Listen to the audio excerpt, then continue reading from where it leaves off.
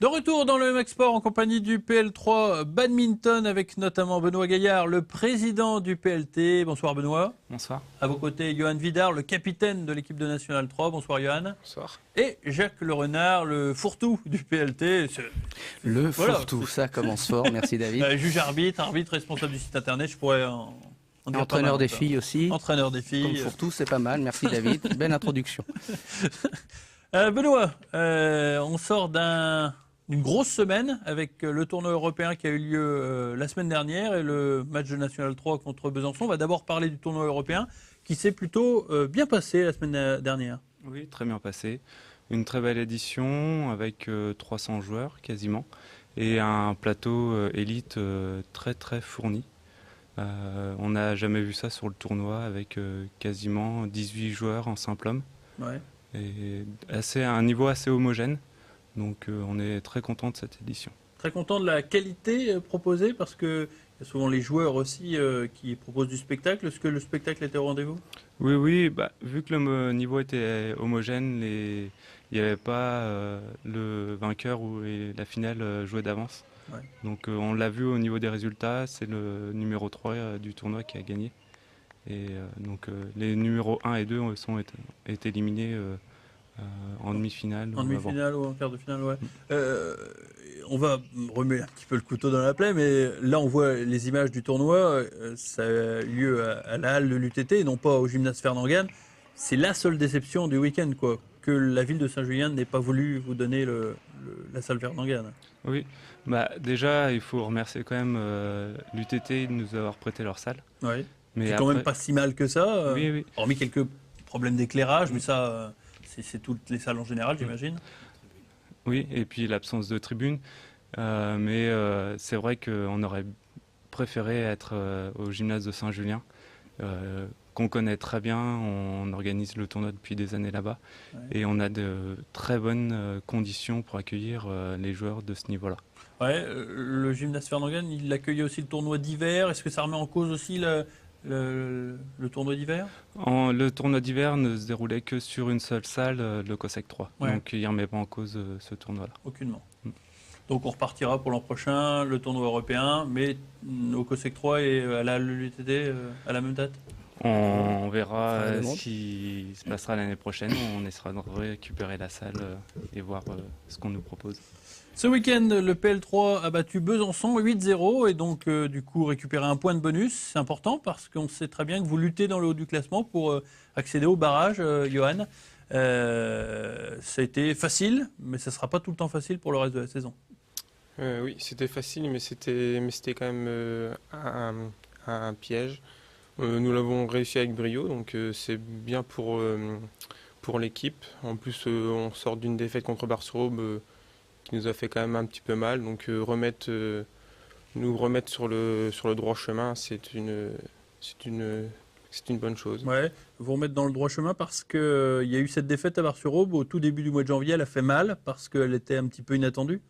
Oui, mais bon, après les fêtes, c'est vraiment dur de rejouer au badminton. Surtout avec 2 joueurs majeurs en moins. Oui, puisque nous avons 2 joueurs qui repartent dans leur famille quand c'est les fêtes. Surtout Andrei fin Kago d'année, qui habite oui. en Lettonie, je crois. en Estonie. Ouais. Donc il est retourné justement là-bas c'est près de sa famille. Ouais, on le voit en image justement. Oui. Ouais. Un très bon choix. On a eu de la chance qu'il signe Au PL. à 3. On a toujours de la chance. Donc c'est à poursuivre. Pour le reste de la saison, il y a des matchs décisifs avec Mulhouse, Morteau. C'est toujours jouable puisque vous n'êtes pas loin de la tête. Oui, nous sommes premiers avec Morteau. De toute façon, il y a toutes les rencontres qui sont super importantes parce qu'avec le nouveau scoring, on peut on peut être premier, deuxième, troisième comme on peut être dernier. Ouais. Donc il y a toutes les rencontres à prendre vraiment au sérieux. L'avantage, c'est qu'on a 3 rencontres à domicile sur la phase retour. Et comme nous avons un public vraiment fort pour nous, donc c'est toujours bénéfique d'avoir des rencontres à domicile. C'est vrai que vous insistez souvent sur le public, mais c'est vrai que c'est vraiment le... Enfin, on ne dit pas le 12e homme mais, en badminton, mais Moi, je trouve qu'on est invaincu depuis plus de 2 ans à domicile. Donc, je pense que le public a une part de responsabilité. Ouais, donc on constatera ça en allant voir ces rencontres décisives, notamment Morteau ou bien Mulhouse. Jacques, vous vous tortillez là dans votre coin, vous avez vraiment envie de vous exprimer sur le PLT. Non, on est très mal assis, c'est tout. Quelle chance! C'est la télé, c'est normal. Quelle chance vous donnez au PLT d'accéder au barrage cette année? Vous qui avez une longue expérience de badminton. J'ai eu peur. La même que l'année dernière. Il faut savoir que Mulhouse ne peut pas nous empêcher d'aller au barrage, puisque Mulhouse, c'est la 3e équipe, donc ne peut pas espérer faire de barrage, puisque c'est interdit par les règlements. C'est une réserve? C'est une réserve, donc elle restera en 3e division, enfin National 3. Donc c'est Morteau. C'est Morteau notre adversaire principal. Mais il faut jouer avec Mulhouse, puisque Mulhouse un rôle d'arbitre. Un rôle d'arbitre entre nous deux. Dijon aussi. Et Dijon aussi, mais c'est parce qu'il aime bien le club de Dijon. Vous disiez que vous étiez l'entraîneur des jeunes. Non, vous n'êtes pas l'entraîneur des jeunes. Je suis fourre-tout, donc je suis entraîneur des femmes. D'accord, des femmes. Comment ça se passe Très bien. Au niveau des femmes, il y a eu un statu quo pendant pas mal d'années. Ouais. Et là, depuis, il y a un vivier qui a commencé à apparaître. Alors, il y a un vivier qui a commencé à apparaître avec les sœurs Chantafasouk, entre autres, puisque Camille a intégré le groupe de National 3 et Julie suit, elle est en Régional 1. Et il y a aussi une satisfaction, c'est Clotilde Voilquin qui maintenant, ça y est, est vraiment titulaire en Dans National l'équipe 3. première. Donc voilà, ça c'est les premiers jeunes qui arrivent, mais enfin jeunes femmes. Par contre, il y avait une forte demande de la part du groupe féminin, du club, à avoir un entraînement. Il faut savoir que le badminton au féminin n'existe quasiment pas. Oui. C'est-à-dire que j'ai rien inventé, j'ai essayé de glaner des informations, et en particulier auprès de notre équipe régionale technique, qui m'a un petit peu secondé. Il m'a aidé en ce sens qu'il m'a apporté des informations à qu'est-ce qu'il faut développer chez les femmes pour la pratique du badminton. Voilà, une femme, c'est pas un homme, c'est pas quelqu'un qui va taper très fort, qui va taper très fort. Par contre, c'est souvent des personnes qui sont très souples. Et donc, on développe d'autres... je vous vois sourire. J'aurais jamais dû dire ça. Et donc, on développe d'autres coups très spécifiques aux femmes. Ouais. Voilà. Autre section qui marche bien, c'est les jeunes. C'est plutôt pas mal. Oui, au niveau des créneaux jeunes, on est quasiment complet. Donc avec quasiment 30 jeunes sur le créneau du mardi et 30 aussi sur le créneau du mercredi. Ils reviennent chaque année et ils sont contents d'être entraînés.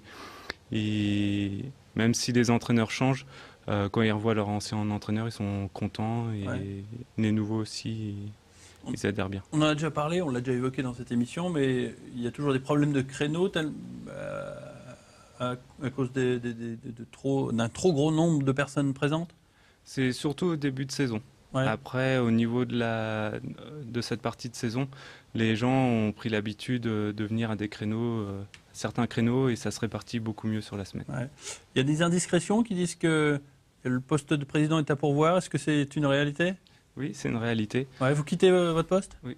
Donc ça va faire à la fin de la saison 2 ans et demi que je suis en poste. Et avec la fatigue et puis la charge de travail supplémentaire, je préfère passer la main et que de nouvelles personnes arrivent avec un nouvel élan, de nouvelles idées pour faire continuer pour que le club continue à progresser. Ouais, donc vous lancez officiellement un appel aujourd'hui. Qui veut prendre le poste de président?